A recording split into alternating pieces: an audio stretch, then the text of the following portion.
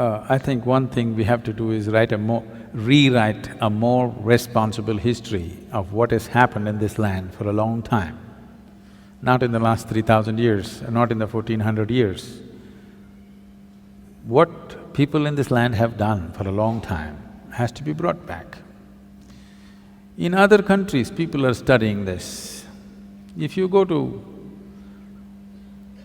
there are Lebanese people, if you study in a school in Lebanon, you will read about how Indian workers, Indian sculptors, Indian elephants, Indian yogis came and built a Phoenician temple 4,300 years ago in Lebanon, which is called as Baalbek, which is a phenomenal temple.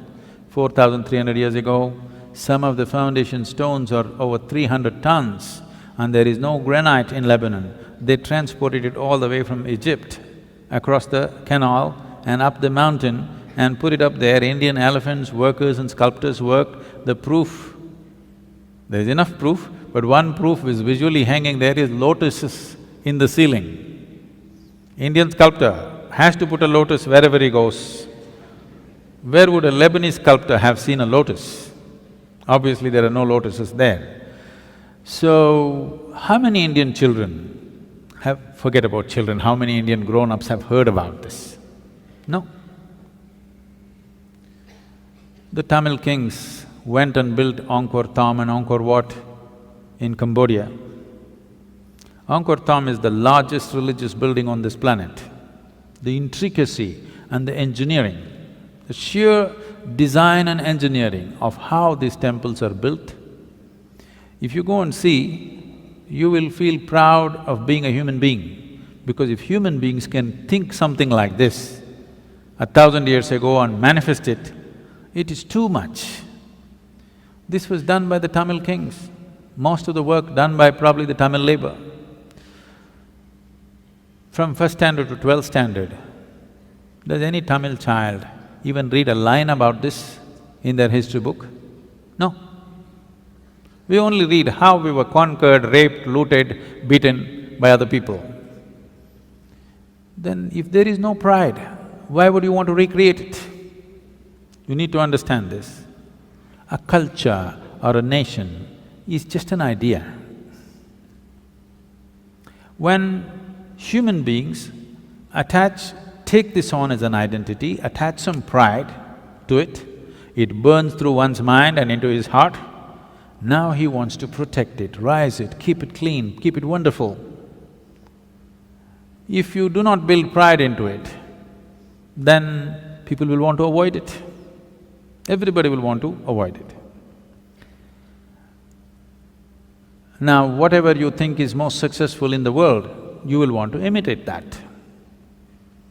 Today, our idea of success has become purely economic, not aesthetic, it is not intelligence that we value, it is not wisdom that we value, it is not beauty or aesthetics that we value, it is not spiritual attainments that we value.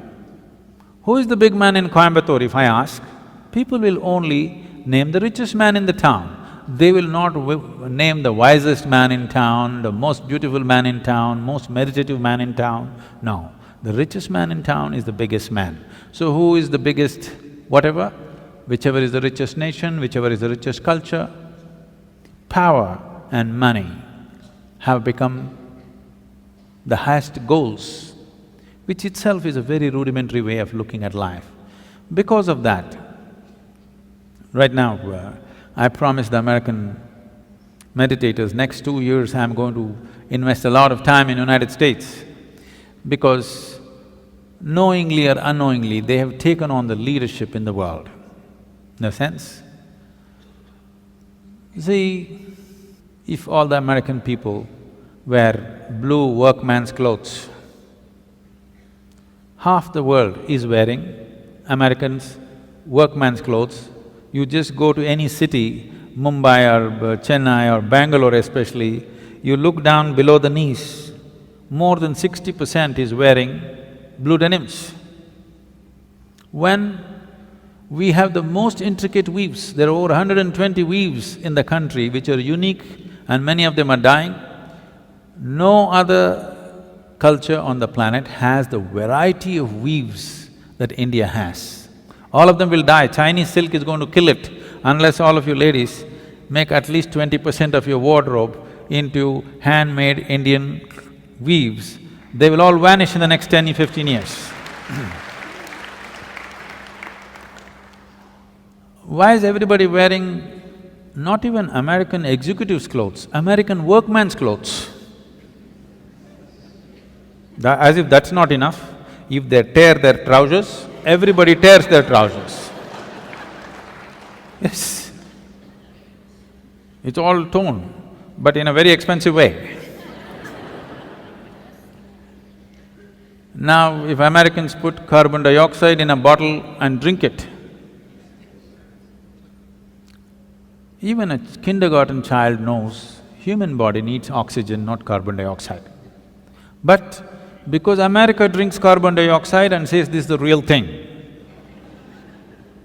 more than half the world drinks carbonated water today.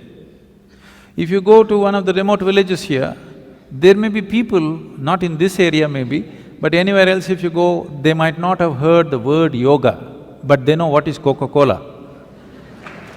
Okay?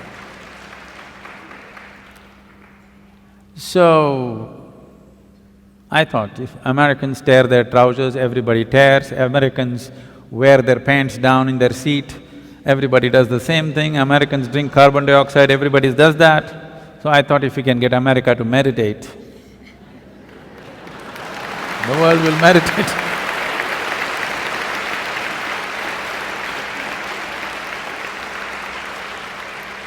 So, we are doing a little bit of a big push in the next 2 years in United States. We want America to meditate.